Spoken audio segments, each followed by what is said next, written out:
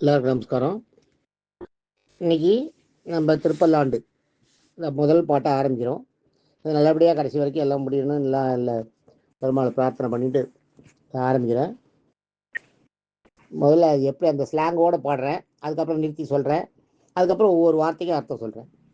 பல்லாண்டு பல்லாண்டு பல்லாயிரத்தாண்டு பல கோடி நூறாயிரம் பல்லாண்ட திண்டோல் மணிவண்ணா உன் சேவடி செவ்வி திருக்காப்பு. இது வரைக்கும் ஒரு பாட்டு. இந்த ஃபர்ஸ்ட் பாட்டு மட்டும் ரெண்டு சேர்ந்து வரும், அதுக்கப்புறம் ஒன்று ஒன்றா வரும். படியோ மோடும் நின்னோடும் பிரிவின்றி ஆயிரம் பல்லாண்டு படிவாயின் வளமாவில் வாழ்கின்ற மங்கையும் பல்லாண்டு வடிவார் ஜோதி வளத்துறையும் சுடராழியும் பல்லாண்டு படைபோர் பொக்கு முழங்கமும் பாஞ்சசன்யமும் பல்லாண்டு. இது பாட்டு பாடுற அந்த இதில் சொல்லும்போது, நித்தியானுசந்தானத்தில் சொல்லும்போது, சாத்துமுறையில் சொல்லும்போது இது மாதிரி சொல்லுவாங்க. இதை ஒரு பாட்டை சொல்லுவாங்க.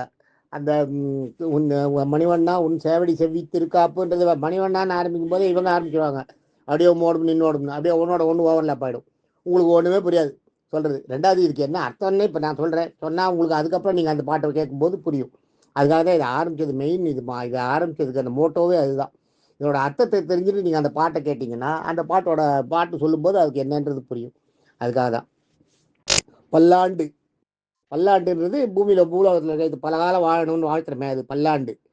அடுத்த ரெண்டாவது ஒரு பல்லாண்டுன்னு சொல்கிறார் பார்த்தீங்களா. ரெண்டாவது பல்லாண்டு அந்த தேவலோகத்தை தேவ வருஷங்களை குறிக்கிறது. தேவர்களுடைய பல்லாண்டு ரெண்டாவது பல்லாண்டு. அதே மாதிரி மூணாவது பல்லாண்டு பார்த்தீங்கன்னா பல்லாயிரத்தாண்டு பார்த்தீங்களா. அது பிரம்மாவோட ஆயுளை குறிக்கிறது. பிரம்மாவோட வருஷம், பிரம்மாவோட ஆயிரக்கணக்கான ஆண்டுகள், பல கோடி இது மாதிரி பல கோடி 100 1000, அது ஒரு கணக்கே இல்லை. அவ்வளோ நாள் நீ நன்னா இருக்கணும், இந்த ஜனங்களோட கண்ணெல்லாம் மேலே பட்டக்கூடாதுன்னு பெரியாழ்வார் பெருமாளை பார்த்து சொல்கிற வாழ்த்துற. அது இது ஒரு மாயை தான். பெருமாளுக்கு முடியாதா என்ன? பெருமாளால் முடியாதது என்ன இருக்குது? எல்லாம் முடியும், அவர் எல்லாம் பண்ணுவார். ஆனால் இது ஒரு மாயை தான். இந்த மாயைக்காக இதை சொல்கிறது.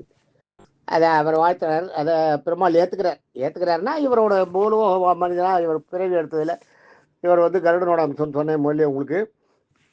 இவரோட இவர் இந்த பிறவி எடுத்ததுக்கு இவரோட வாழ்த்தை பெருமாள் ஏற்றுக்கிறாருன்னு அர்த்தம். அடுத்தது மல்லாண்ட திண்டோல். மல்லாண்டன்றது மல்லர்களை அடித்து மல்லர்களை கொண்டது. கம்சன் கூட சண்டைக்கு போகும்போது மல்லர்களை முதல்ல கம்சன் அனுப்புகிறான். சாவனூரன் முஷ்டிகன் 2 பேர். அது இல்லாத சாலன் தோசாலன் ஒருத்தருக்கான், கூடன் ஒருத்தருக்கான், இவாளெல்லாம் இருந்தா அவளையெல்லாம் முதல்ல கொண்டுடுறார் கிருஷ்ணன். அடுத்தது கடைசியில் 2 மல்லர்களை ஏவரார். அந்த 2 மல்லர்கள் யாருன்னா சாவனூரன் முஷ்டிகன் 2 பேர். அவள் 2 பேரை இவர் மல்யுத்தம்ன்றது துவந்த யுத்தம்ன்றது கையால் சண்டை போடுறது. அது மாதிரி அடிச்சே மாரில் அடிச்சே கொண்டு விடுறாரு அவங்கள. மாரில் அடிச்சே மாறு உடஞ்சி போடுறது. அப்போ எவ்வளோ ஒரு பலமான அடியாக இருக்கும்னு பார்த்துக்கோங்க. அதான் மல்யுத்தம் பண்ணி அவங்கள கொன்ற திண்தோல், திடமான தோல், ஹெவியான தோல். மணிவண்ணான்றது பெருமாளை சொல்றது. மணிவண்ணா உன் சேவடின்னா சேவை செய்யக்கூடிய திருவடிகள் அர்த்தம். சேவடின்றது வெறும் கால்கள்னு கிடையாது. வெறும் கால்களுக்கு திருவடி தான். சேவடின்றது சேவை செய்யக்கூடிய கால்கள். அந்த சேவை செய்யறதுக்கு பொருத்தமான அந்த கெப்பாசிட்டி இருக்கணும் அந்த பாதத்துக்கு. அந்த பாதத்தை மட்டும்தான், அது பெருமாளோட பாதம் மட்டும்தான். இல்லாட்டா இப்போ கல்யாணத்தில் அப்பா அம்மா பாதத்தை இது பண்ணுறோம், பாத பூஜை பண்ணுறதெல்லாம் பண்ணுறோம் இல்லையா. ஆனால் அதெல்லாம் கணக்கு இல்லை, அதெல்லாம் இல்லை. இது சேவடின்றது சேவைக்காகவே ஏற்கக்கூடிய சேவைகளை செய்வதற்கு பொருத்தமான திருவடின்னு அர்த்தம். சேவடி. செவ்வி. இதில் நீங்கள் பார்த்தீங்கன்னா செவ்வின்றது பிடிச்சிக்கிறது. செவ்வி திருக்காப்பு. அந்த இதை பிடிச்சிட்டு செவ்வி திருக்காப்பு, உனக்கு நான் காப்பிடுறதுன்றது என்னென்னா ரஷ கட்டுறதுன்னு தெரியுங்களா. அதுதான் ரஷ கட்டுறது. அந்த பெருமாள் அந்த இடத்துல அவங்களுக்கு மேலே கண் திருஷ்டி இல்லை வேறு எந்த தோஷங்களும் அணுகாமல் இருக்கிறதுக்காக ரஷ கட்டுறது. அதான் செவ்வி திருக்காப்பு, உங்களுக்கு காப்பு கட்டுறன்றது. நீ பல யுகங்கள் பூலோகத்தில் மேலோ எல்லாத்தையும் நீ பல யுகங்கள் நீ நன்னா இருக்கணுன்றதுக்காக. அடியோ மோடும், அதாவது என்னோட, நின்னோடும், உனக்கும் எனக்கும். நின்னோடும்னா உன்னோட, அடியோ மோடுன்றது என்னோட, நின்னோடுன்றது உன்னோட, உனக்கு எனக்கும் பிரிவே இருக்கக்கூடாது. 1000 பல்லாண்டு, பல 1000 ஆண்டு நம்ம ஒன்னாவே இருக்கணும், என்னை விட்டு நீ போயிடக்கூடாதுன்ற அர்த்தம் இது. அதுக்கு பல்லாண்டு, அதுக்கும் வாழ்த்துறார் ரட்சகட்டார். வடிவாய்னா உருவம் எடுத்து, நின் வள மார்பில், உன்னுடைய வள மார்பில், பெருமாளுடைய வலது பக்கத்து மார்பில் மகாலட்சுமி இருக்கா.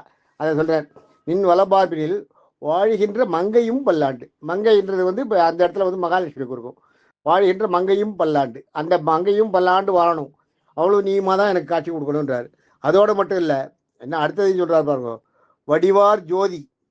வடிவார் ஜோதி அப்படியே ஜோதி கண்ணை பறிக்கிறதான், பிரகாசமாக இருக்கான். வடிவார் ஜோதி வல்லத்துறையும், வலது கையில் இருக்கிற பெருமாளோட வலது கையில் வந்து இது இருக்கும், ஆழி இருக்கும், சக்கரம் இருக்கும். அதை சொல்றார், வடிவார் ஜோதி வலத்துறையும் வலது பக்கத்தில் உரைகின்ற சுடர் ஆழியும் பல்லாண்டு. சுடர் விட்டு அப்படி பிரகாசமா இருக்கிற அந்த ஆழின்னா சக்கரம், சுடர் ஆழியும் பல்லாண்டு, அதுவும் பல்லாண்டு வாழணும். அடுத்தது படைபோர் பொக்கும் முழங்கும். எப்பயுமே சண்டைக்கு முன்னாடி வந்து பார்த்தீங்கன்னா சங்கு ஊதுவாங்க. சங்கு ஊதி தான் சண்டையை ஆரம்பிப்பாங்க. அதே மாதிரி சண்டை முடியும் போது சங்கு ஊதுவாங்க. அந்த காலத்தில் அது பழக்கம். அந்த சங்கு ஊதிட்டா சண்டையை நிறுத்திடணும், அதுக்கு மேலே பண்ணக்கூடாது. அந்த வேலையை வந்து மகாபாரத போரில் கிருஷ்ணன் பண்ணார். காத்தால சண்டை ஆரம்பிக்கும் போது அவர் அந்த பாஞ்சசன்யத்தை எடுத்து ஊதுவார். அதே மாதிரி சாயந்தரம் இருட்டி போச்சு அப்படின்னா இருட்டில் எல்லாம் சண்டை போடக்கூடாது. அது வந்து தர்ம யுத்தம் கிடையாது. தர்மமான யுத்தம் என்னதுன்னா பகலில் தான் சண்டை போடணும். சாயந்தரம் இருட்டி எடுத்துனா, சூரியன் மறைஞ்சிருத்துனா உடனே சங்கு எடுத்து ஊதுவார் கிருஷ்ணன். ஊதின உடனே எல்லாரும் அப்படி அப்படியே ஸ்டாப் பண்ணிட்டு அவங்கவுங்க இதுக்கு போயிடுவாங்க, சண்டையை நிறுத்திட்டு. அப்படிதான் அந்த காலத்தில் படை போரில் கூட ஒரு ஒழுங்குமுறையை நிர்வகித்தாங்க. ஆனால் அதே மகாபாரத போரில் தான் அந்த ஒழுங்குமுறை மீறப்பட்டது அதில் தான். ஆனால் எந்த போர்லையுமே ஒரு ஒழுங்குமுறையை நிர்வகித்தாங்க. அதுதான் படைபோர் புக்கு முழங்கும். படையில் போய் உள்ளே போகும்போது, படைக்குள்ளே போகும்போது, படையை ஆரம்பிக்கும் போது, சண்டையை ஆரம்பிக்கும் போது, புக்குன்னா ஆரம்பிக்கும் போதுன்னு அர்த்தம். அந்த இடத்துல படை சண்டை போர் சண்டையை ஆரம்பிக்கும் போது படைகளுக்கு உள்ளே புகுந்து சண்டை போடுறதுக்கு புக்கு ஆரம்பிக்கும் போது முழங்கும், ஊதுறது. அதான் முழங்குறதுன்னா சவுண்டு, ஒலி எழுப்புறது. அப்பாஞ்சசன்யம், அந்த ஒலியை எழுப்புறது, அந்த பாஞ்சசன்யன்ற பெருமாள்கிட்ட இருக்கிற சங்கு, அதை சொல்ற. அப்பாஞ்சசன்யமும் பல்லாண்டு, அதுவும் பல்லாண்டு வாழணுமா. யார் யாரை பல்லாண்டு வாழணும்னு பாருங்க. உங்க கூட நான் இருக்கிறது பல்லாண்டு வாழணும், மகாலட்சுமியும் பல்லாண்டு வாழணும், உங்க கையில் இருக்கிற சக்கரமும் பல்லாண்டு வாழணும், உங்க கையில் இருக்கிற சங்கும் பல்லாண்டு வாழணும்ன்றத சொல்றாரு இந்த இடத்துல.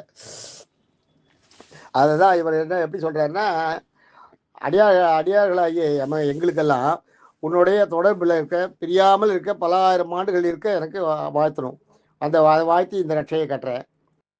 உன் மார்பில் வடிவாய் நின் வளமார்பில் விளங்குகின்ற மங்கையும் பல்லாண்டு. உன் மார்பில் இருக்க மகாலட்சுமியும் பல்லாண்டு வாழணும். உன் வலது கரத்தில் சுடர் விட்டு இருக்கின்ற ஜோதிமயமான சக்கரமும் பல்லாண்டு வாழணும். உன் இடது கையில் உள்ள போரிடும் சண்டை போடுற நேரத்தில் முழங்குற அந்த இது இருக்கு பாஞ்சசன்யம், எதிரிகளை அந்த சவுண்டை கேட்டாலே எதிரிகள் நடுங்குவாங்களாம். பாஞ்சசன்யம் அதிரும், சும்மா அதிருது இல்லைன்றாங்களா, அது மாதிரி அதிருமா. அப்படியே பாஞ்சசன்யோட சவுண்டு வந்து அதிர வைக்குமா. அது மாதிரி எதிரி படைகளை நடுங்க வைக்கும் அந்த பாஞ்சசன்யம் இருக்கு. அந்த பாஞ்சசன்யம் கிருஷ்ணனுடைய சங்கு ஒலி கேட்டாலே எதிரி படைகள் வந்து நடுநடுங்கும். ஏன்னா என்னைக்கு எப்படியும் தோப்போம், கிருஷ்ணனிடம் ஜெயிக்கவே முடியாதுன்றது எண்ணம். அதனால அந்த பாஞ்சசன்யமும் பல்லாண்டு வாழணும் அப்படின்னு கேட்குறார் இவர். அதுதான் இதனோட இது என்னன்னா, அதுதான் இதில் நீங்கள் இப்போ முக்கியமாக இப்போ நீங்கள் இந்த பாருங்க, நான் சொல்கிறது மறுபடியும் ஒரு தடவை இன்னொரு தடவை சொல்கிறேன் உங்களுக்கு. எல்லாரும் வந்து ஒரு நோட் புக் பென்சில் வச்சுட்டு, நான் இப்போ அந்த பாட்டை போடுறேன், இதில் போட்டோ எடுத்து அனுப்புகிறேன். அந்த பாட்டும் இருக்கும், இந்த வருஷனும் இருக்கும். இந்த வருஷனை ஆரம்பிச்சுட்டு அந்த பாட்டை பார்க்கும்போது நீங்கள் எல்லாத்தையும் பார்த்து கரெக்டாக எந்தெந்த இடத்துல புது அர்த்தம் இருக்கோ, பொருள் அறிஞ்சோர் பொருள் சொல்கிறேன் பார்த்தீங்களா, அறிஞ்சோர் பொருள் வாங்குவோம் தமிழில். அது மாதிரி தெரியாத சொல்லும்போது அதை நோட் பண்ணிங்க. அது என்றைக்குமே உங்களுக்கு புரியும், உதவும். அது புரிஞ்சாதான் உங்களால் இதை கேட்க முடியும். இதில் பாருங்க, பல்லாண்டுன்றது வந்து முதல்ல நம்ம சாதாரணமாக பல்லாண்டுன்னு சொல்லிட்டு இருக்கோம். ஆனால் முதல் பல்லாண்டு வந்து மனித ஆண்டுகள், இரண்டாவது பல்லாண்டு வந்து தேவ ஆண்டுகள், மூன்றாவது பல்லாண்டு வந்து பிரம்மாவோட ஆண்டுகள். பல கோடி 100, அது மாதிரி பல கோடி 100 1000 அவ்வளவு நாள் வாழணுமா, ஒரு கணக்கே இல்லாத. மல்லாண்டன்னா மல்லர்களை ஆண்ட. மல்லர்கள்ன்றது மல்யுத்தம்ன்றது வந்து தொந்த யுத்தம், கையில் சண்டை போடுறது, அதுதான் மல்யுத்தம். அதான் மல்லாண்ட. திண்மைனா தோள்கள் வந்து திண்மையான வலுவானன்னு அர்த்தம். அந்த இடத்துல திண்மையான தோள்கள். உன் சேவடின்றதுக்கு நான் சொன்னேன் இப்போ தான், திருவடின்றதுக்கும் சேவடின்றதுக்கும் வித்தியாசம் இருக்கு. திருவடின்றது வந்து வெறும் நீங்கள் திருவடியை பார்க்கறது, திருவடின்றது காலம் மட்டும் பார்க்கறது, சேவிக்கிறது. சேவடின்றது வந்து அப்படி கிடையாது. சேவடின்றது உங்களுடைய சேவையை சொல்றது.